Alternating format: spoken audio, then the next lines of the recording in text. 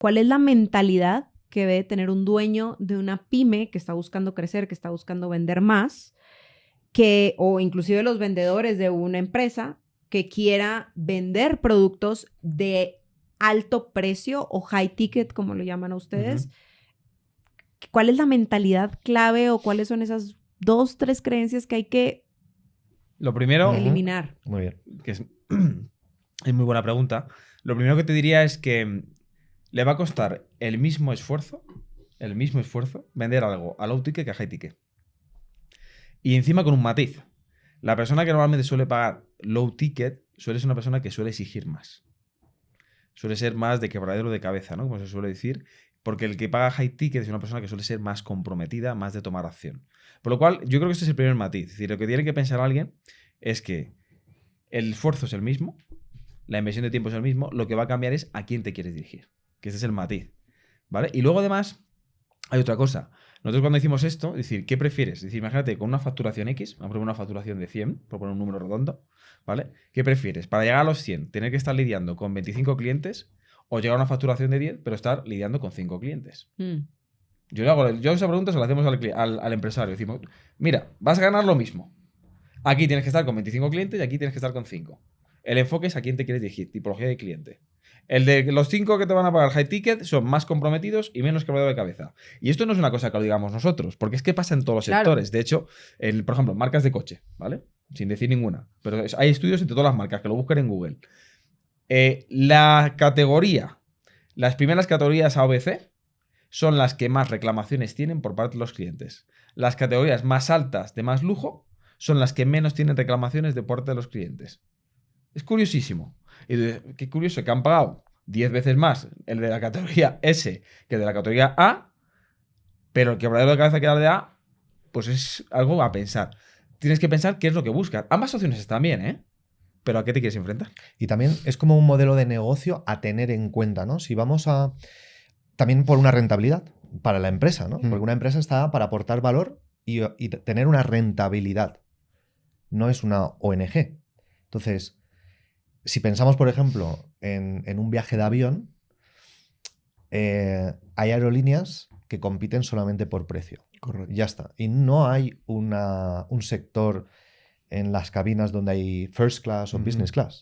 Pero hay aerolíneas que jamás se les ocurriría decir, no, todo economy class, porque nadie va a pagar 8.000 euros de un trayecto desde Madrid a Bogotá. Pues error.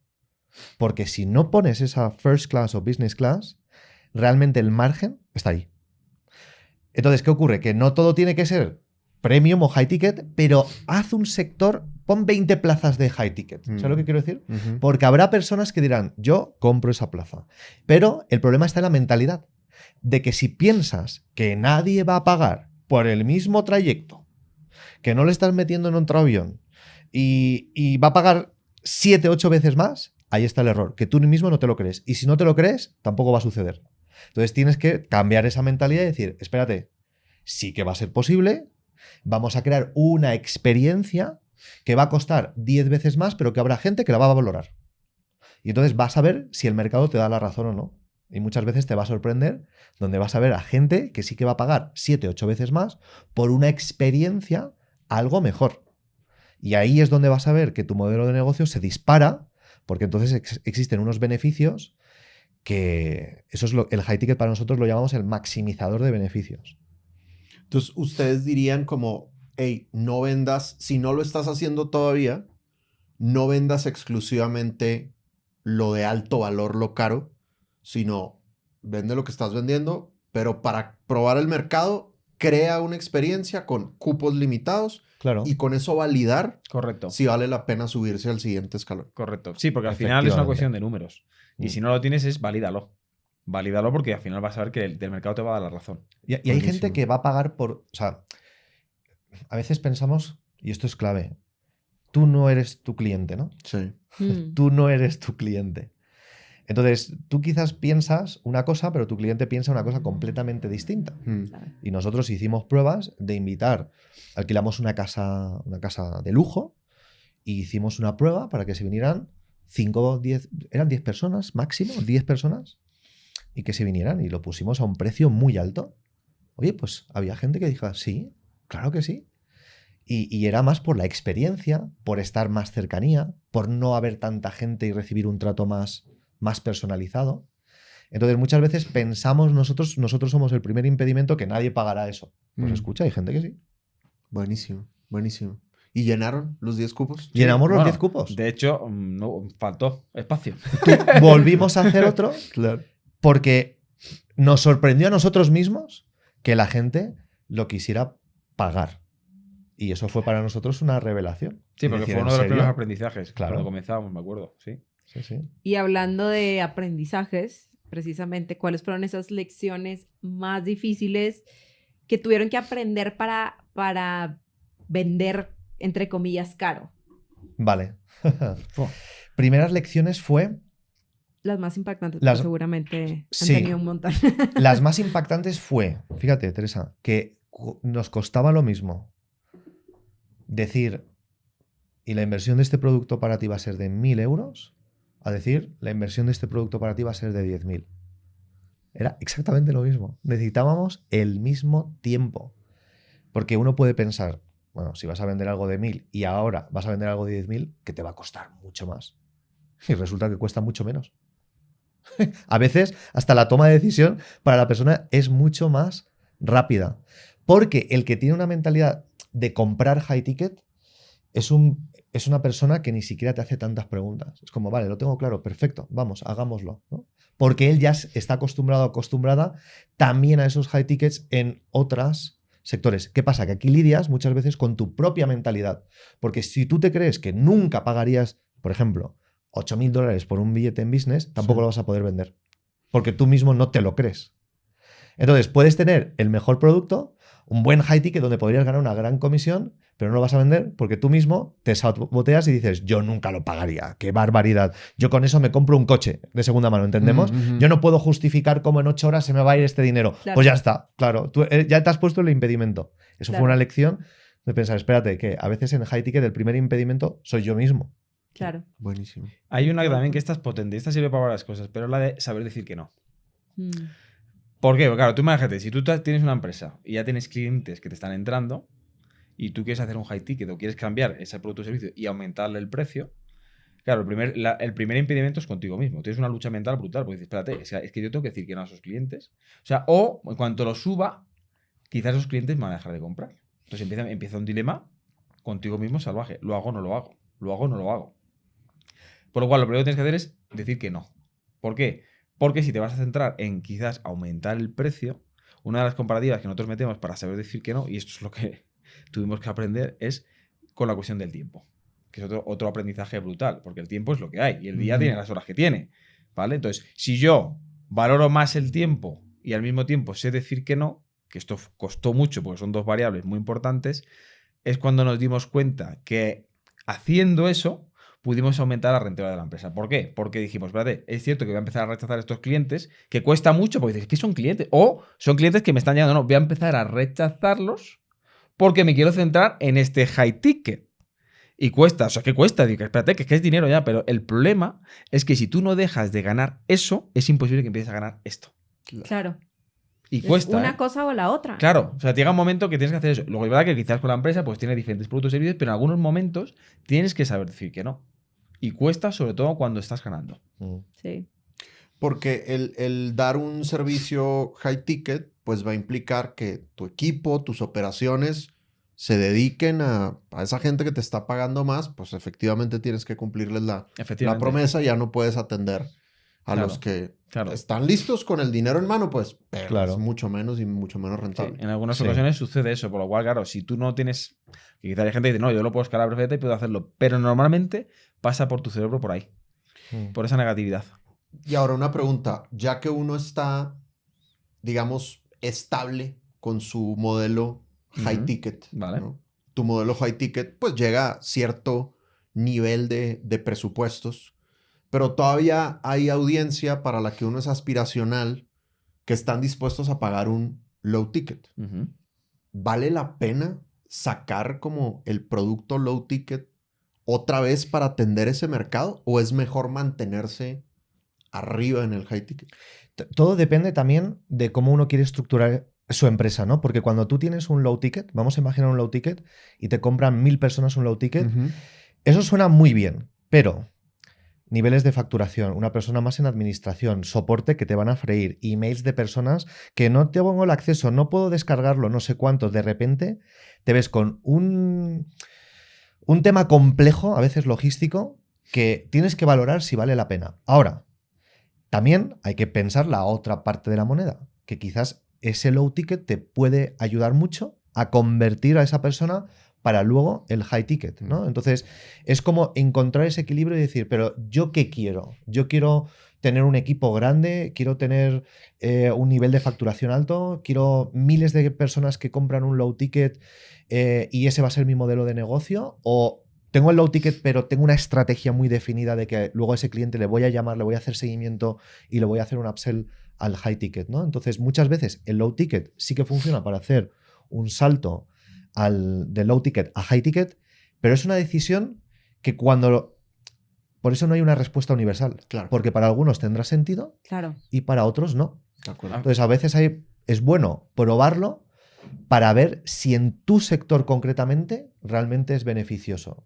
Y porque al final también, pues depende de tu avatar. O sea, al final también Muy depende bien. quién es tu mercado, tu cliente ideal, porque pues al final todos los mercados tienen problemáticas y uno puede configurar las soluciones y sacrificar ciertas cosas para diferentes mercados, pero siempre con la conciencia de entender que si estás vendiendo un low ticket tienes que crear este ecosistema de a lo mejor como servicio al cliente, de atención en las más mínimas cosas, gente Correcto. súper hiper paciente, etcétera, porque pues eso va a venir con el low ticket y Va a simplemente venir. ser consciente y Sí. crear la infraestructura para eso. Sí.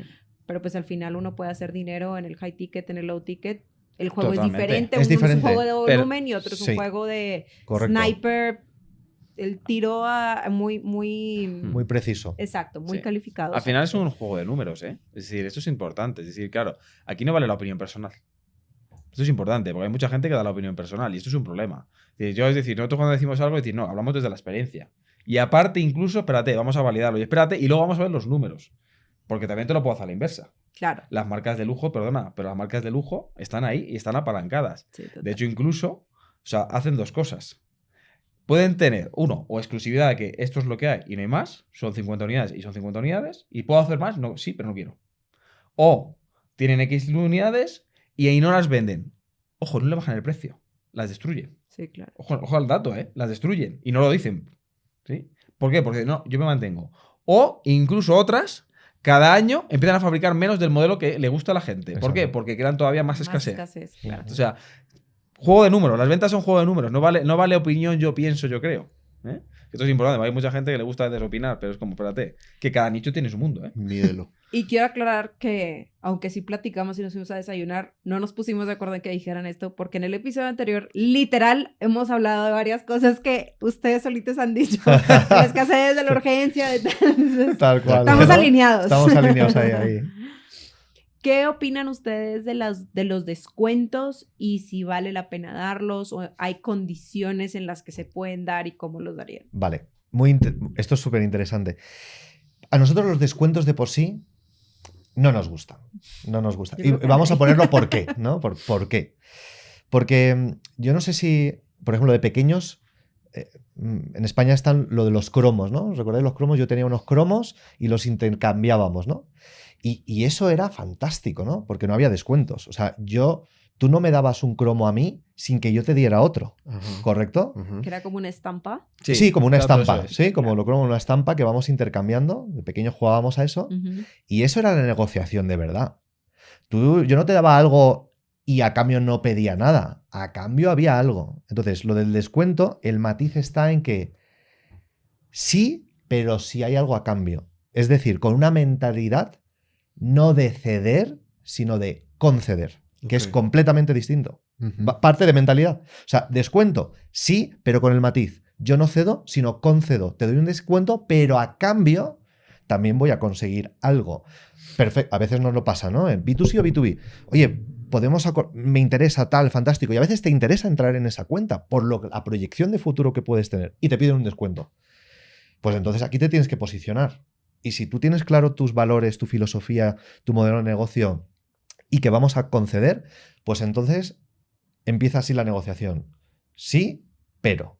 Claro. El descuento, bien, pero a cambio me vas a introducir también a esta persona con la que yo sé que tienes un contacto y por lo menos hazme una introducción por LinkedIn, por correo o para qué tal. O yo sé que conoces a esta persona, perfecto, dame acceso a esa persona, ¿no? Entonces es una cosa a cambio de otra, porque si tú das descuento una vez y llegas aquí, ¿sabes lo que te van a pedir la próxima vez? Esto, Claro. aquí, y luego te van a pedir esto. Claro. Entonces lo de descuentos hay que tener cuidado. Y ahora eso significa que uno tendría que ir preparado a esa conversación, ¿no? Sí, Bueno, es que total. la Sí, o improvisación... sea, preparar el descuento, pues. Sí. Sí, pero cualquier venta, cualquier negociación no vale la improvisación. O sea, hasta me ha quedado rimando, ¿no? Pero es que es verdad, porque sobre todo eso pasa con la gente que ya está en las propias ventas. Que empiezan a coger una confianza, a pensar que ya lo saben todo, a pensar que, bueno, yo ya he vivido circunstancias parecidas y ahora no me tengo que preparar. Ujú. Ahí vas a liarla porque en algún momento vas a fallar. O te van a pillar, como se suele decir. Por lo cual, la improvisación, eso es un error. Si es para un descuento, prepárate. ¿Por qué tendría sentido dar un descuento? Claro. O sea, y fíjate, y mírate todas las posibles variables que pueda haber. Todos los posibles escenarios que pueda haber. Todos los diferentes marcos de circunstancias. Todas las preguntas que pueden salir. Y además, ponte también tú todos los posibles que tú puedes conseguir. No te quedes con una cosa. Vete varios flancos, ábretelos, porque quizás tú quieres esto, pero es imposible. Vete con diferentes opciones, juega. Por lo cual, esto si lo haces es muy divertido, porque tú ya es como si hubieras visualizado, si hubieras vivido esa, esa circunstancia, ¿no? Con esa Ujú. persona. Ujú. Y entonces ahí cambia. Porque entonces sí que puedes hacer lo que decía Cristian, lo de conceder. Claro. Porque yo sé que va a haber un juego. Y la otra persona, además, si sabrá que está jugando a nivel parecido al tuyo. Esto nos pasa a los dos cuando tenemos que hacer una negociación y estamos los dos con el cliente. Claro, tú imagínate que ahora el cliente te pide un descuento. ¿Cómo quedamos nosotros si no tenemos claridad absoluta y no hemos tenido esos escenarios antes hablados y creados? No podemos decir, bueno, perdonen un momento, nos dejan que salgamos a ver si lo podemos hablar. Eso no puede pasar. Claro. Entonces, previamente... Porque aparte ya abriste una puerta. ¡Claro! Ahí está. Entonces, tenemos que tener como 3, 4 enfoques de decir, que si nos pasa esto, ¿qué decimos? ¿Quién lo dice? ¿Cuándo lo dice? Para estar alineados totalmente y que esté como coreografiado Ujú. y no improvisemos, bueno, podríamos, ¿no? ¿Qué te parece, Alfonso? No, sabemos que si nos van a tirar por el descuento, ¿quién va a abrir primero la conversación? Y entonces estamos como sincronizados y con esos escenarios ya en mente. Eso es súper importante. Sí, de hecho en Sandler hay una regla Sandler que dice las ventas es un show de Broadway actuado por psicólogos. Y como Muy bueno. toda buena obra, Sí, sí, tiene que actuado de estar psic- ensayada. ese Tal asunto. cual. Sí. Sí, muy bueno. Pero entonces ustedes van a vender juntos. Sí, En muchas algunas veces estamos ocasiones lo juntos. hacemos, sí. Aunque hacemos también por separado, pero en ocasiones también juntos. Sí. Sí. Porque Qué hay que tener en retador. cuenta. Claro. Pero es que fíjate, realmente es más positivo porque somos dos personalidades diferentes que vamos a conectar con la otra parte de forma diferente. Sí. Con lo cual, uno conectará con otro y el otro con el siguiente. Claro. Entonces, eso es para nosotros una ventaja. Lo que pasa es que tienes que tener un ensayo. Obvio, y mucha práctica, mucho una roleplay práctica. detrás, Sí. detrás de esto. Sí. Buenísimo, me encanta. ¿Cuáles dirían ustedes? Ahorita hablaron de planeación. Bueno, le paso esa pregunta a Tere, pero más sí les quiero preguntar, ustedes que son vendedores superestrella, tienen muchos leads, tienen la agenda llenísima, ¿no? Este viaje a Colombia que están haciendo es prueba de lo apretada que está la agenda. Díganme la verdad, para todos los oyentes, ¿cuántas de sus reuniones preparan? ¿Y cómo eligen cuáles sí preparan y cuáles dices, aquí la experiencia es la que me va a guiar? Bueno, yo te diría que siempre nos preparamos. Yo creo que es un error muy grave que pensar que aunque tengas mucha experiencia y aunque tengas mucha habilidad, no te prepares. O sea, de hecho, para que eso también ocurra, hay una cosa que nosotros siempre decimos. Hay dos cosas. Una, tienes que ser humilde. Y dos, un aprendiz eterno. Alfonso y Cristian siempre están aprendiendo. Lo que significa que te ves siempre como alguien que puedes estar aquí, pero no, porque hay gente que está allí. Lo que significa que yo no puedo creerme más que cualquier persona. Y eso, esa actitud, que viene de la actitud, es lo que te permite no cometer errores. Por lo cual nunca te vas a preparar. Otra cosa diferente es que, oye, surja una oportunidad que por cualquier, yo que sé, una feria, una reunión, Bueno, pues perfecto. Te va a tocar salir con tu habilidad. Y evidentemente ahí, si tienes tablas, pues oye, pues es lo que hay. Y si lo vas a saber hacer bastante bien. Pero si yo sé que tengo una reunión o que tenemos una reunión, me digo a la tipología de cliente, sobre todo los que nosotros atendemos, luego tenemos también equipo, no lo improvisamos, ¿eh? Lo hablamos. De hecho, incluso a veces atendemos clientes por separado o empresas. Aunque lo preparamos, fíjate, ¿sabes la costumbre que tenemos? Sabemos que los dos por separado podemos hacerlo bien. Y tenemos tenemos esa confianza. Aún así, nos llamamos. Oye, mira, Cristian, he tenido esa reunión con esto así, te pongo en el contexto, he pensado esto. Solamente por si yo me he dejado algo o crees tú que hay algo más, ¿qué opinas de esto? Lo que significa que cómo pensamos que se va a cerrar, por ejemplo, si es una propuesta o si voy a tener que hacer de nuevo la reunión, cambia por completo. Sí. Nunca se improvisa. A veces la improvisación, sí que es verdad que a veces estás en un networking, te presentan a alguien, ¿no? Y la persona te dice, oye, pues cuéntame más sobre lo que haces, ¿no? Y ahí, pues no has tenido una preparación. Entonces tenemos un framework, ¿no? Como una estructura mental que seguimos sí o sí cuando tú no tienes una capacidad de reacción, de prepararte, ¿no? Entonces es cómo capto la atención, cómo conecto con esa persona, ¿sí? ¿Qué información doy? Y cómo termino esa reunión con una llamada a la acción, con algo concreto, ¿no? Entonces, estas 4 cosas, cuando ahora mismo estoy con alguien y veo que puedo generar negocio, como no me he podido preparar, enseguida cambio el chip y digo, vale, ¿cómo conecto? ¿Sí? ¿Cómo capto su atención? ¿Cómo conecto a nivel emocional? ¿Qué información voy a dar? ¿Y cómo la voy a dosificar? ¿Y qué llamada a la acción? ¿Cómo quiero que termine esa reunión? ¿No? Entonces, estas 4 cosas nos ayudan que si sí o sí tenemos que ahora y te pillan en frío y tienes que decir algo y posicionarte, como si te dijeran, sal ahora mismo y habla con esa persona. Claro. Pues inmediatamente, ¿cómo capto su atención? ¿Qué le digo en los primeros segundos? ¿Cómo conecto? ¿Qué digo? Y cómo quiero terminar, ¿no? Entonces, eso por lo menos a nosotros nos ayuda mucho en caso de que haya que improvisar porque no quede otra. Claro, buenísimo. Sí, o sea, aunque no prepares específicamente esa reunión, pues tienes claro tu método, tu Exactamente. Sí, paso a al final paso. metodología Sí, también. Exacto. Y hablando de la planeación, ¿hay alguna historia de algún fracaso que hayan ustedes tenido en ventas? ¿Y qué lección aprendieron de esa experiencia? Pues ahí te cuento una lección, un fracaso bastante potente, y fue en una negociación con Lufthansa, la aerolínea Lufthansa. Estábamos negociando introducir, cuando alguien vuela en business o en primera, te dan un amenity kit, ¿no? Sí. Con unas cremas y tal, ¿no? Y había un producto, que era un producto impresionante para el jet lag, ¿no? O cuando el viajero tiene un dolor de cabeza que se llama tensional por la presión y tal, pues ese producto literalmente te lo pones y se va el dolor de cabeza y se va el jet lag. Wow. O sea, un productazo que soluciona un problema tremendo. Claro. ¿Vale? Pues la idea, ¿cuál era? Era tener ese producto en los amenity kits, porque era una forma de, para esa empresa, tener un impacto increíble y poder tener algo que pudiera salir en los medios, ¿no? Este producto, Lufthansa, tal, se posiciona. Y claro, y yo estaba en esa negociación con el equipo de marketing, con el equipo de venta, de compras, y estábamos ahí reunidos y nos dicen, bueno, pues, a ver, el producto está muy bien, pero necesitamos que nos deis unas muestras, ¿no? Pues por supuesto, claro que sí. Y esto es lo que le dicen a todo el mundo, ¿no? Y bueno, pasamos ese primer filtro, nos vuelven a reunir y nos dicen, oye, el producto nos ha gustado tanto, pero quisiéramos hacer un testeo con los propios pilotos, porque hablando se nos ocurrió que, claro, que los pilotos también podría ser muy interesante para ellos. Claro. ¿Podríais darnos como unas 200 muestras más y los vamos a repartir? Y yo digo, ostras, esta negociación avanza. Esto... Ellos quieren. Ellos quieren. O sea, el que ahora te piden para los pilotos, ni siquiera se nos había ocurrido a nosotros la idea, que es brutal. Y dije, ole, qué bien.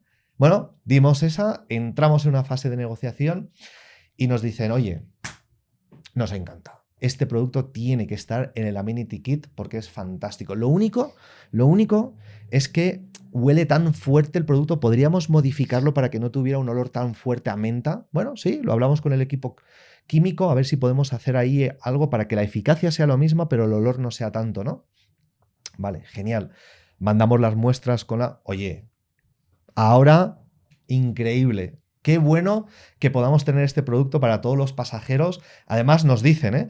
De hecho, pensamos que podría ser bueno que pudierais poner una información sobre los usos que tiene el producto, porque no solamente servía para dolores de cabeza y el jet lag, sino para digestiones pesadas, etc. Nosotros dijimos, bueno, aquí yo hablo con la empresa y digo, señores, preparémonos, porque el producto va a ser un exitazo. Ya preparen con los medios, porque en cuanto salgamos ahí, esto, rueda de prensa tal, fotos, los pilotos que tengan el producto, que nos... Bueno, ya estábamos creando esa película. Muy bien, bueno, queremos una cotización. Vale, perfecto. Mandamos una cotización y la mandamos por email y no recibimos respuesta durante una semana, ¿no? Y decimos, vale, bueno, muy bien. Hablamos con la de marketing, ¿no? Típico seguimiento, oye, ¿cómo va esto? ¿Qué tal? No sé cuántos. Y dicen, mira, el problema es que no podemos aceptar esa propuesta porque se escapa de presupuesto. ¿Sí? Y digo, bueno, pero ¿de qué cantidad hablaríamos? Dice, hombre, el primer pedido sería para 1 millón de frascos. Habíamos hablado de unas 10.000 unidades y ahora nos dicen para 1 millón de frascos. Dios. Claro, vamos a apretar, ¿no? Quiero un descuento. Entonces voy a la empresa y le digo, buenas y malas noticias. Las primeras 10.000 unidades la quieren pasar a 1 millón, pero no pueden aceptar ese precio, tenemos que hacerle un descuento. Pero hablamos de 1 millón. La empresa dice, no tenemos capacidad de producir 1 millón. Digo, ¿cómo? ¿No tenemos capacidad ahora de...? Pues vamos a buscar un tercero que nos lo envase, una cadena de producción, algo. No podemos hacer 1 millón. Y yo, ¿en serio? ¿Se nos va a caer esta negociación porque no podemos envasar 1 millón? ¿No podemos encontrar una solución? No, lo siento. Bueno, claro. Ahora fíjate esto, ¿no?